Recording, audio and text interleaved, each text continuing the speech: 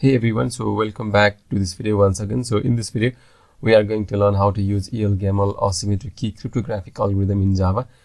So as like other algorithm like RSA and elliptic curve algorithm, Elgamal algorithm is also an asymmetric key cryptographic algorithm. So it uses a key pair to encode and decode a message. Generally, like other asymmetric cryptographic algorithm, Elgamal uses public key to encode the data and a private key to decode the data. So to use Elgamal, we will use a Java library that is called Bouncy Castles to get the implementation of Elgamal.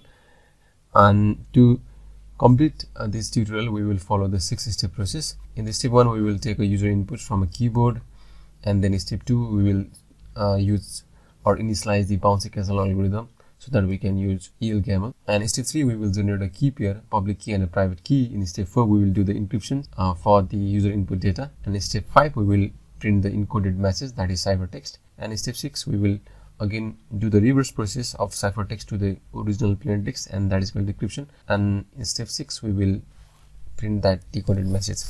So without too much delay, let us implement that. So in step 1, let us take user input by using a scanner class.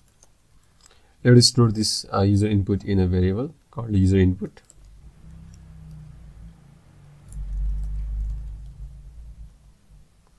And let us import this class as well. And let us give some useful information to the user to enter the data. So our step 1 is completed. So now in step 2, we will initialize our Bouncy Castle algorithm. To initialize Bouncy Castles, what we do is we will use a security class and call addProvider method here and pass a constructor or an instance of a Bouncy Castle provider, which is given by this. So now step 2 is completed. So in step 3, we will generate a key pair, that is private key and a public key.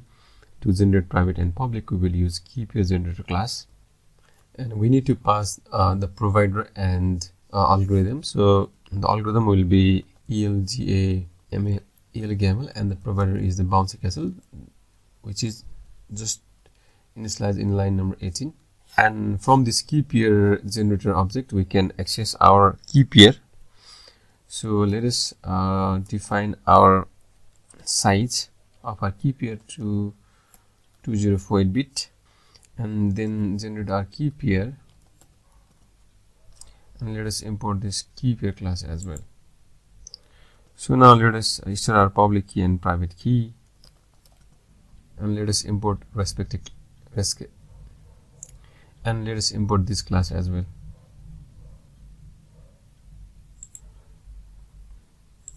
So our step 3 is completed, and step 4, we will do an encryption to the user input data by using this public key and Elgamal algorithm. So to perform the encryption, we will make the use of our cipher class. So we need to use cipher class to get an instance of Elgamal algorithm using cipher.getInstance, and we need to pass the algorithm type, that is Elgamal, and the block of mode will be none, and then we will do no padding for user input data, and the provider is Bouncy Castle.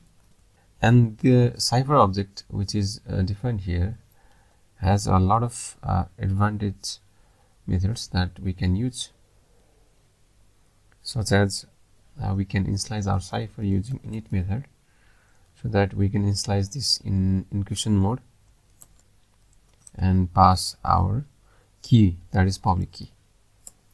So our cipher has been initialized for encryption, and then we can pass our data here into final method.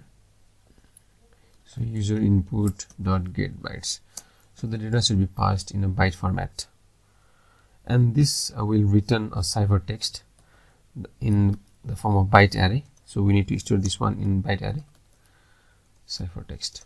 So our data has been encrypted using Elgamal algorithm with a key size of 2048 bit and is stored in a ciphertext variable. So we can print this.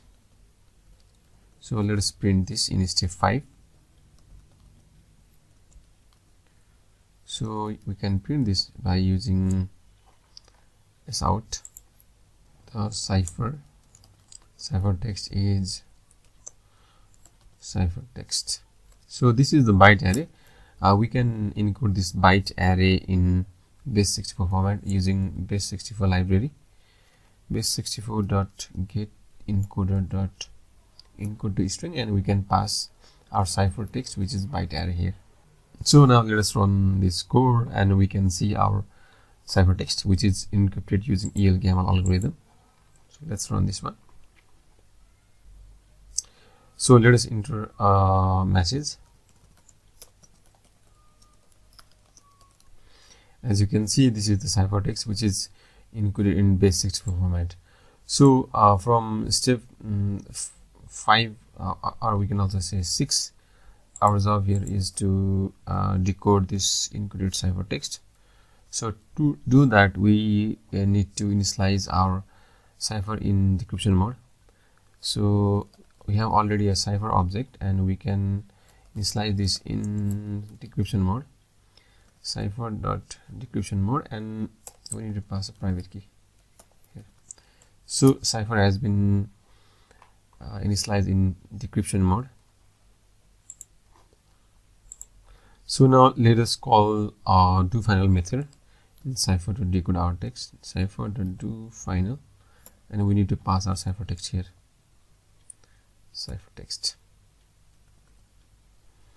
As you know, the ciphertext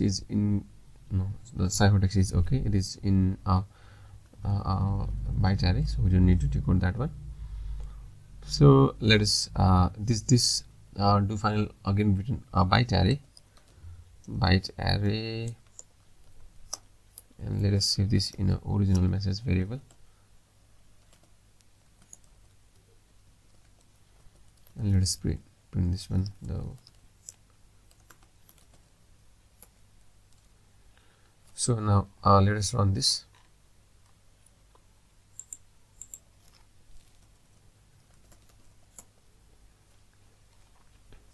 As you can see, this is the ciphertext, and this is the original message, that is, hello world, please encrypt this again using Elgamal algorithm. So that's it, how to use Elgamal in Java. So thank you for watching this video. Thank you.